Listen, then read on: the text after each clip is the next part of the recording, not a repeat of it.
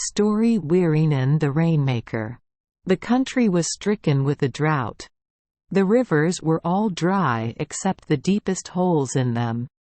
The grass was dead, and even the trees were dying. The bark darter of the blacks were all fallen to the ground and lay there rotting. So long was it since they had been used, for only in wet weather did the blacks use the bark darter. At other times they used only what doral, or bough shades.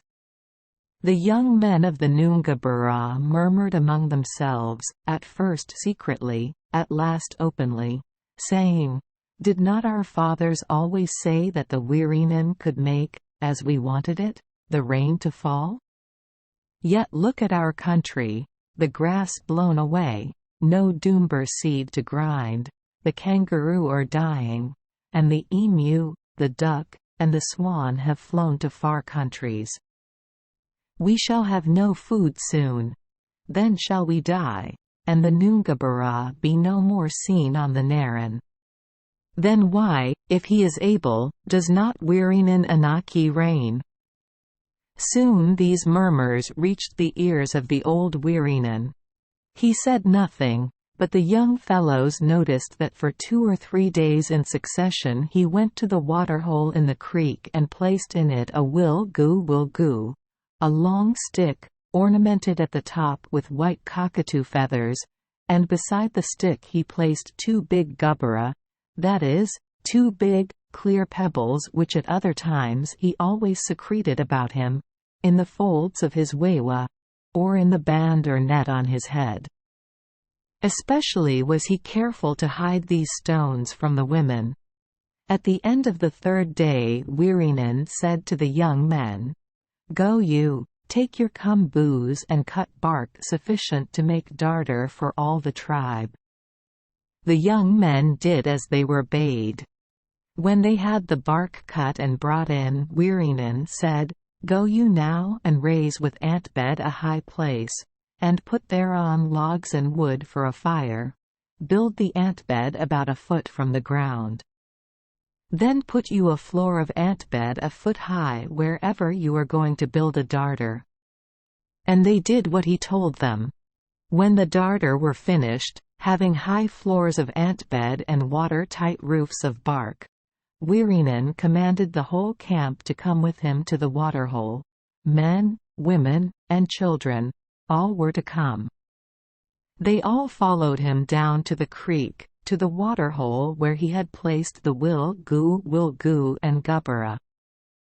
Wirreenun jumped into the water and bade the tribe follow him, which they did.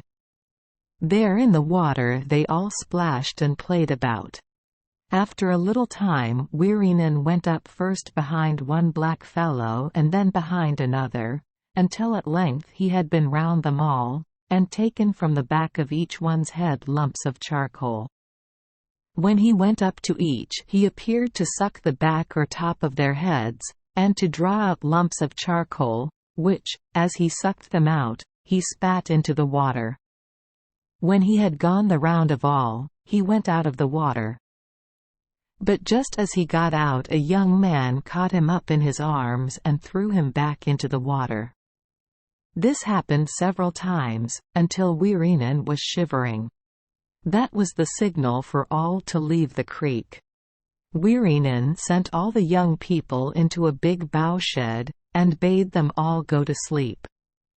He and 2 old men and 2 old women stayed outside.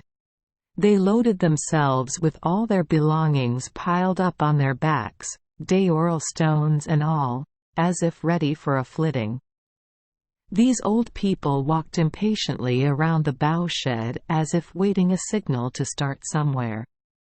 Soon a big black cloud appeared on the horizon, first a single cloud, which, however, was soon followed by others rising all round. They rose quickly until they all met just overhead, forming a big black mass of clouds.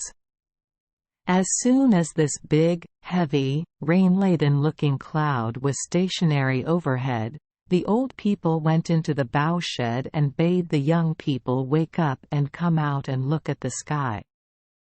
When they were all roused, Wirreenun told them to lose no time, but to gather together all their possessions and hasten to gain the shelter of the bark darter.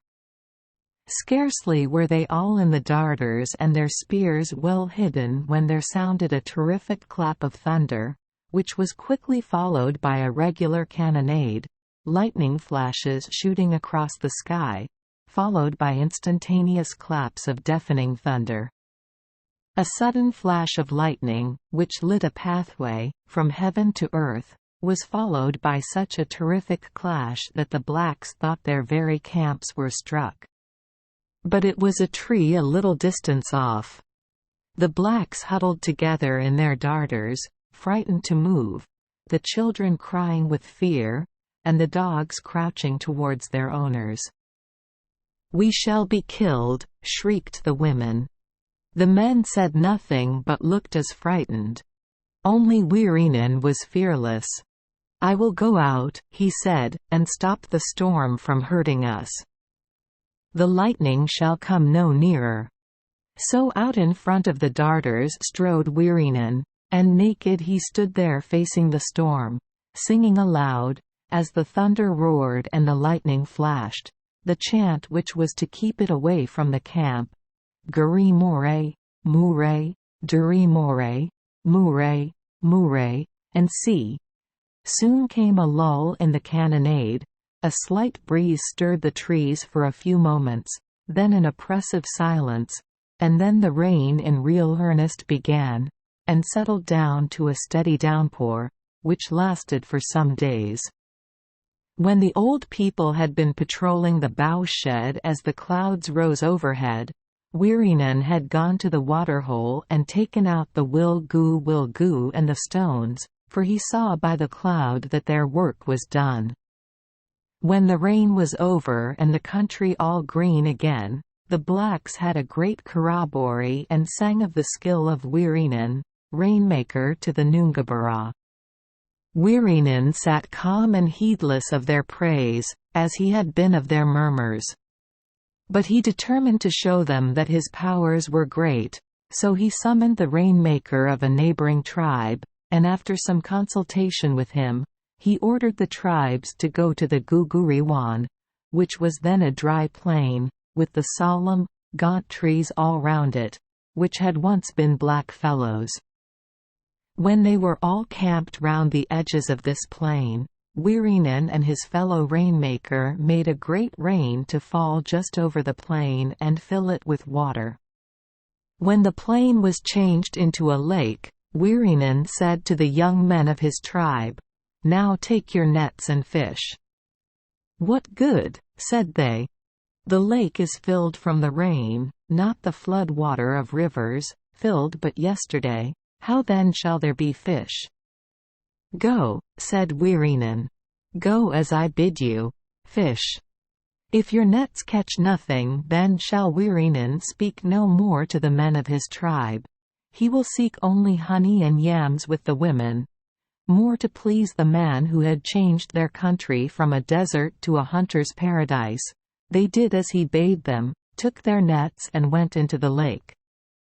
And the first time they drew their nets, they were heavy with goodoo, murray, tucky, and bunmala. And so many did they catch that all the tribes, and their dogs, had plenty. Then the elders of the camp said now that there was plenty everywhere, they would have a bora that the boys should be made young men. On one of the ridges away from the camp, that the women should not know, would they prepare a ground. And so was the big bora of the Wirreenun held, the bora which was famous as following on the triumph of Wirreenun the rainmaker. Thank you for joining us for today's fairy tale. We hope these stories bring joy and meaning to your day. If you love our channel, please hit the subscribe button so you won't miss any exciting tales. Wishing you a good night and sweet dreams. See you in the next story.